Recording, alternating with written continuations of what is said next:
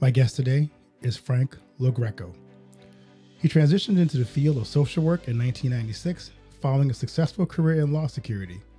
Throughout his professional journey, he has held various roles within the child protection sector, including positions of fostering, program management, and the ownership and operation of a private agency in Ontario. However, a tragic event led to a change in his professional focus. Currently, Frank is involved in the operation of a complex needs home for individual adults, as well as a home care and advocacy group. Additionally, he is owner of Lo Greco, an associate's counseling and hypnosis office. Frank, along with his wife Karen, co-authored a book addressing the legislative regulatory aspects of the child welfare system. Frank holds a diploma in social work, a BSW, MSW, NLP, and hypnosis. Welcome, Frank, to the podcast. Welcome, Frank. Welcome to the podcast. How are you doing today, my friend? I'm doing amazing. Thank you for having me on your show. Greatly appreciate it. It's good to have you on. So I'm going to ask you my favorite question. I ask all my guests. You cannot escape this question, and that is, what is the best piece of advice you've ever received? The best piece of advice I ever received was from my father. I always said, follow your dreams, and if you don't put them to action, they're only dreams. Wow, I like that. So How's that's that one. played out in your life? Wow. Throughout my whole life, I've always followed my dreams. I chased what I wanted, was resilient, and made things happen. Um, but by the grace of God, um, you know. So that's one thing that's always resonated with me. With that. That's great. So I always like to ask my guests this question as well. I looked at your bio. You have had quite a journey in your life, and I'm curious, along your path, who were some people that served as guides for you, mentors along the way in your journey? Um, the biggest mentor I ever had in my life was my dad. Was an immigrant in Canada. Came here at a young age with nothing, and was able to accomplish and be successful in his life by raising his family and providing for his family. So he was always my biggest mentor. Just watching him struggle through the 70s right through until the 90s, where there was challenges and obstacles for a lot of immigrants that migrated to Canada. So he was definitely a huge mentor to me, in raising my own family and giving back to my family. I love that. So you and your wife wrote a book, and it's called Behind the Doors. Tell us a bit about what inspired you to write that book. So the book, we wrote the book after my wife and I both having a long stint in the child protection system, from having different being having worked in different capacities, and then a tragic incident. We started to take a step back and reevaluate the system in a whole, and we quickly recognized that, although the system we have all progressed, the system hasn't. We still noted that the system carries an oppressive stance, a power and control institution, and because of that, we want to look at the system as a whole, and even question, why hasn't the system changed? Why hasn't legislations, regulations changed, and why does the system create an illusion of change? And that was one of the things that we looked at when writing this book and talking to professionals, advocates office. So that was the biggest motivator there. How do we make those changes? So talk about the child protection system, because you're talking about from a Canadian perspective. I know ours is probably about as dysfunctional as yours, but describe some of the challenges that their children are facing in Canada. I think the major challenges that that is imposed is accountability. We look at a systematic issues of lack of accountability. I think what happens is like obviously in America, that there are so many offices and so many, and what we see is so many personalities and different education backgrounds, that we see different themes of theories that everybody practices. But I think the biggest is the power and control. It's not a working relationship. It's more of a power and control relationship. And then we've shifted too. We've shifted to where the children and youth are so empowered but not accountable. And I think that's some of the things that are systemically major issues within our system. So, can you share a story from your book that kind of highlights what you're describing now, the struggles and the triumphs within the system? Well, one of the stories are that we talked to some former foster parents when writing this book, and what we've noticed is that the shift hasn't shifted from 20 years ago. Foster parents are held at this high level of providing being providing children and youth with a home, parenting, consequences. They need to have wear different hats, from a doctor to a social worker to a psychiatrist, a psychologist, um, without having the proper training or education. So what we've seen is a system that allows these kids with mental health issues going into a home with, they believe that training within 1 or 2 days provides an appropriate amount of training to address issues. That makes sense. I just was looking at a story recently here in America. Some of us talk about how do we kind of help fix our broken foster care system, and they said part of the problem is our government has the technology to put everything in computers so that it's easily cross-referenced and there's better accountability. The problem is most of our records are still handwritten. So there's just these stacks and stacks of folders with, maybe kids who are at risk or in a bad situation, but no one discovers it because no one's going through all the mountains of paperwork to identify when there's a problem in the system or a problem with a particular parent or protecting a child. What are your thoughts about just the outdatedness of our system?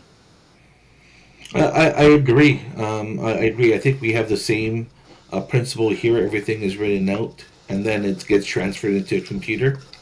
Um, but I think things get left out. I think um, the documents that are written from somebody's lens, and Mm, who's policing the workers, right? And I right. think that's the biggest issue, right? It's all subjective notes, and if you have a good relationship with somebody, your notes will be written very differently than another youth that you don't have a good relationship with. So, how accurate are these notes? Right. I know here in America, sometimes the goal of our foster care system is to reunite kids with families as quickly as possible. I've had several guests on my podcast talk about the foster care system here, and what they said is it's really not designed to find a suitable. It's supposed to be finding a suitable relative to put the kids with as soon as possible, but we don't do that. There's more money to be made by keeping kids in the system versus reuniting with family members. Have you discovered some of that struggle in your area as well?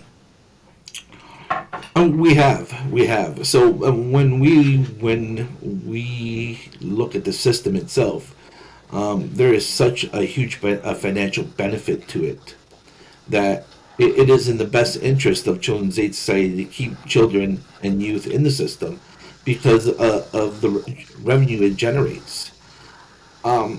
Let's look at this way.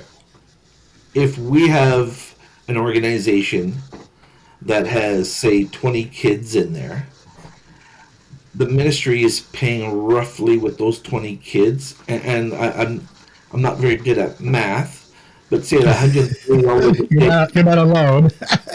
Yeah, pays $130 a day, to maybe $180, and that organization is roughly profiting, per month quite a bit of dollars.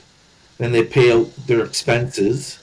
There's a huge profit that can be brought set back to the families of these children that are having mental health issues, have been disruptive in the community, to support them in health, at a lower cost. And this is not being done. Why?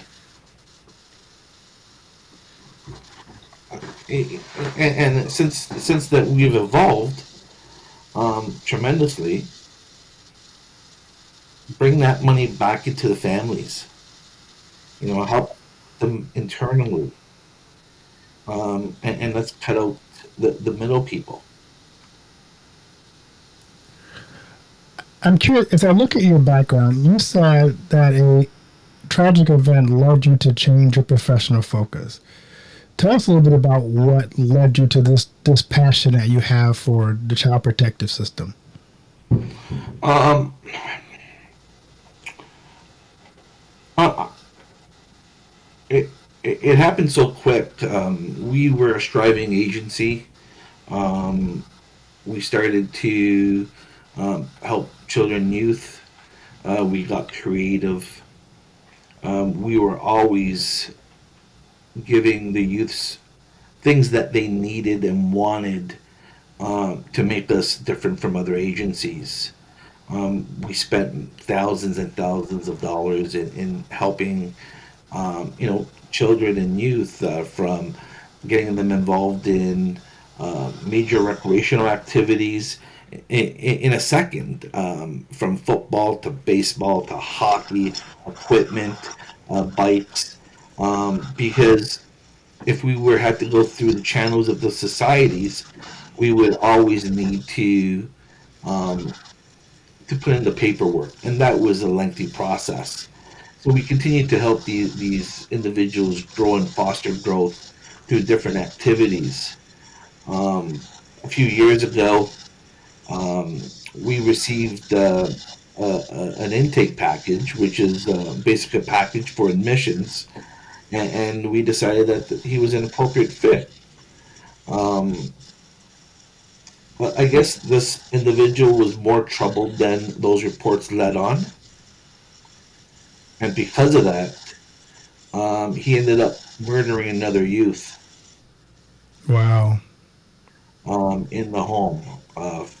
Fifth Estate got air of this, um, and there was a huge controversy investigation, from Bob McEwen, who was one of the investigative reporters. Unfortunately, when it comes to legal issues, you're always directed not to speak, not to have conversation, until these legal proceedings are done with. And unfortunately, we never had our opportunity to speak to Bob McEwen, although, I have major emails back and forth later on saying, hey, let's chat. What you said is inaccurate. What you're deeming to an investigator, you call yourself an investigative journalist, you're not providing the proper context, and it's very narrow-minded context. So this is where it led me to this path of pursuing advocacy and helping families and, children and youth in care, to help support them, because they don't have those supports. From the ombudsman's office to the advocate's office, it's still a government agency. It's not a hands-off agency supporting these individuals.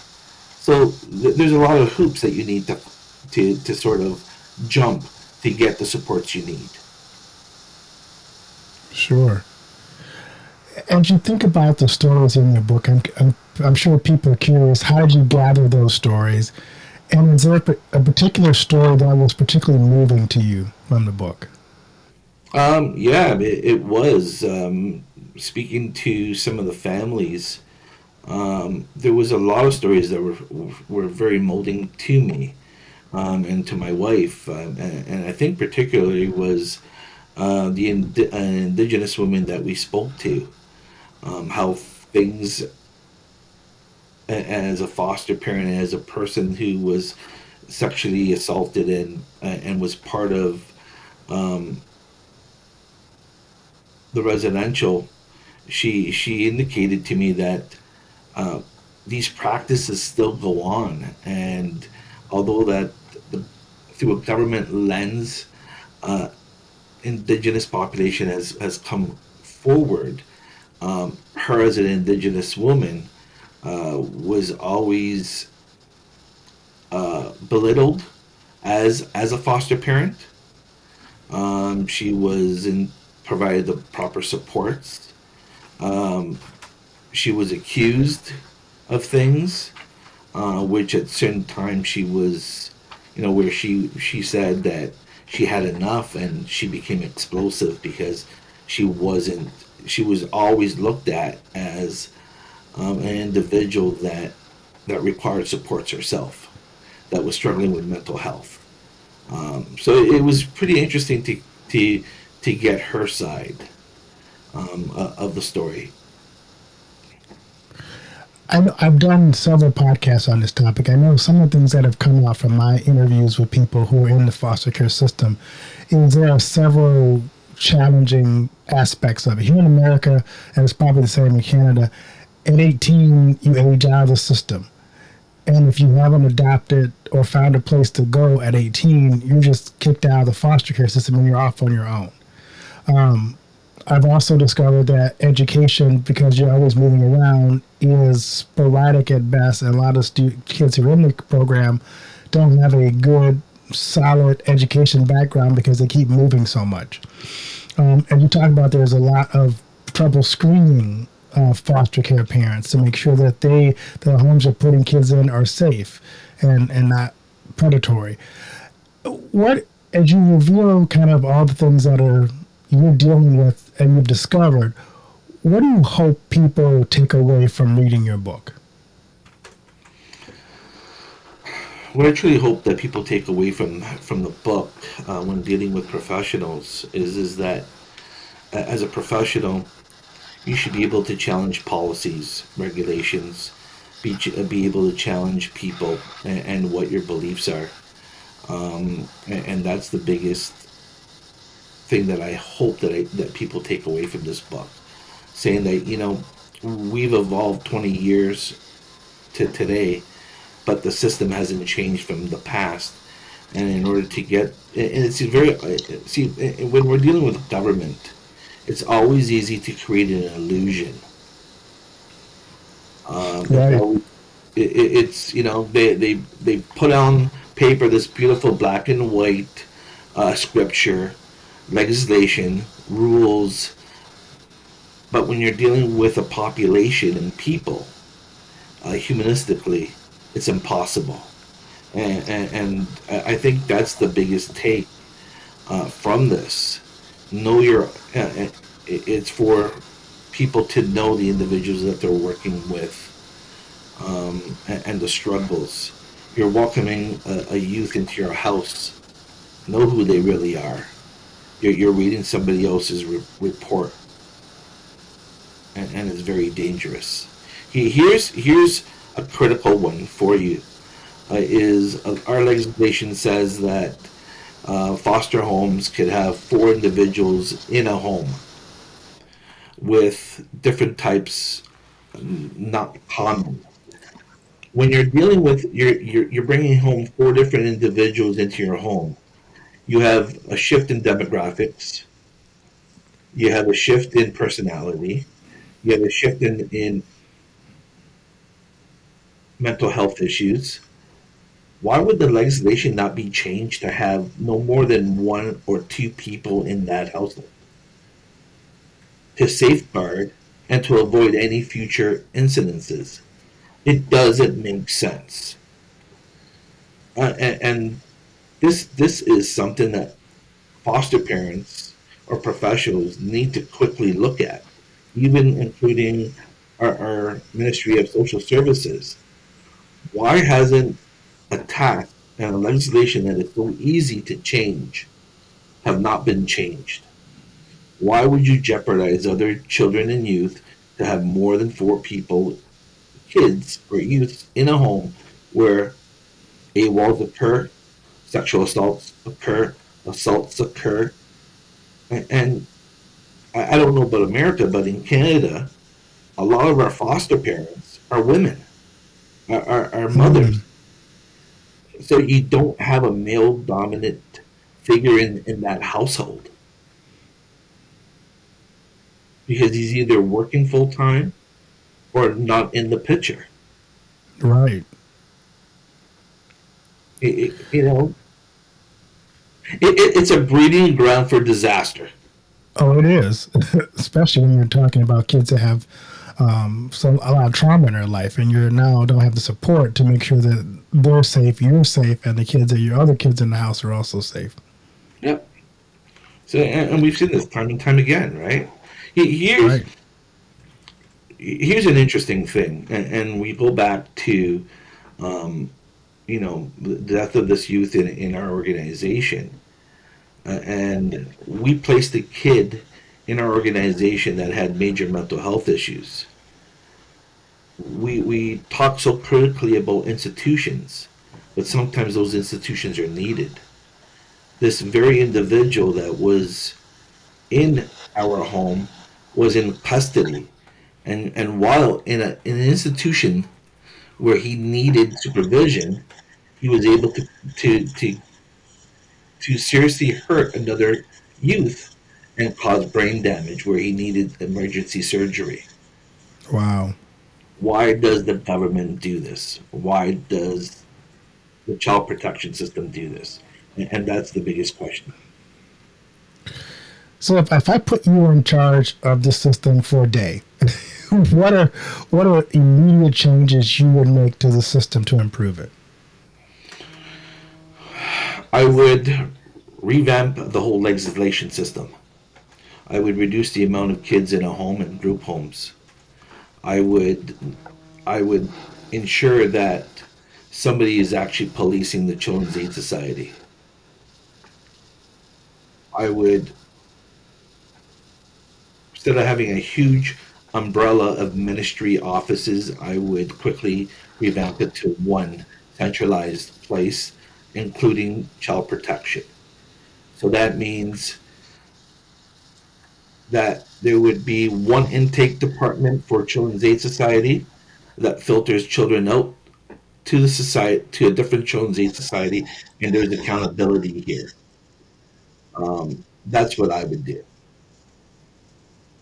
The, what people don't understand is no one's overseeing the child protection system. There is no at arm's length system to review other children's aid societies. And I think that's the biggest challenge.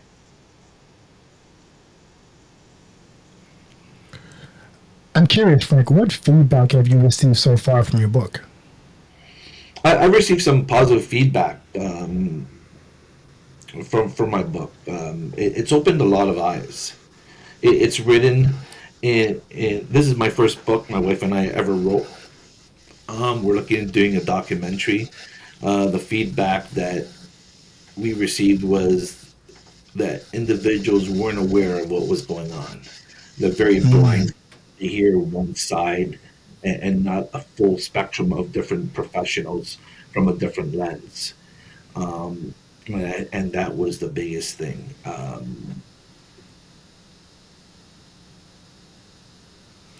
So, you have any future projects along the same lines in the future? Yeah, so we're looking at doing a documentary. We're in the process of writing a script and doing a documentary of this book that highlights different types of chain of events from our initial start in fostering to where we are today, and including all the trials and tribulations of the child welfare system. So, Frank, I love to ask my guests this question as well. What do you want your legacy to be? Wow, what would I want my legacy to be? I want my legacy to be, I'd like my legacy to be a strong advocate of people that are marginalized, and leave that behind to make the proper changes. Things that are realistic for people. I think that is the biggest legacy. I want to leave this world better than what it is today. That's awesome.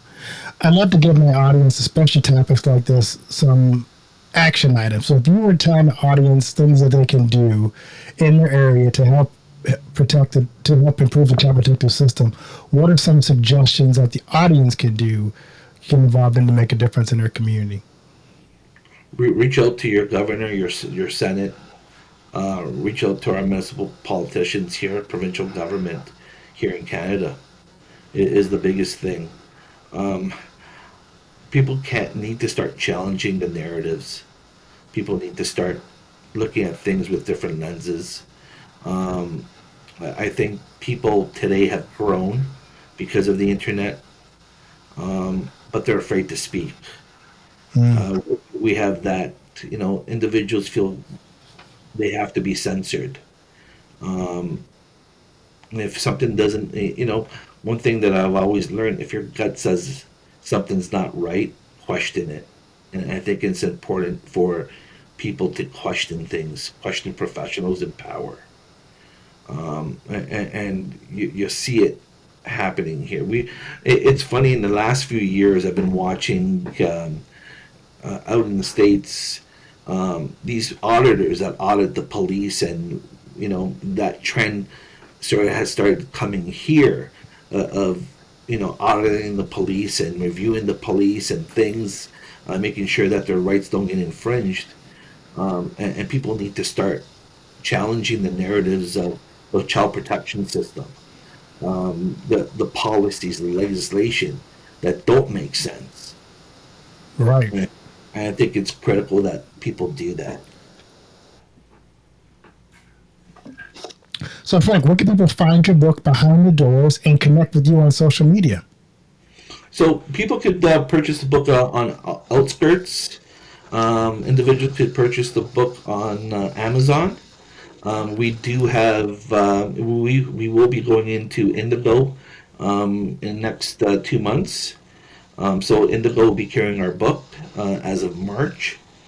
So those are the places that the general public could pick up those books. Well, Frank, thanks so much for kind of pulling the veil back for us to kind of think about something to put on our hearts and our minds and in our prayers, to find a way to protect these vulnerable, delicate children who are so valuable to us and to our future.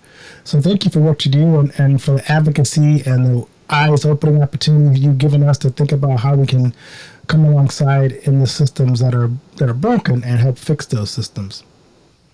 Well, thank you for having me on your podcast. I really appreciate it. Thank you so much, and I look forward to speaking to you again. Definitely, Frank.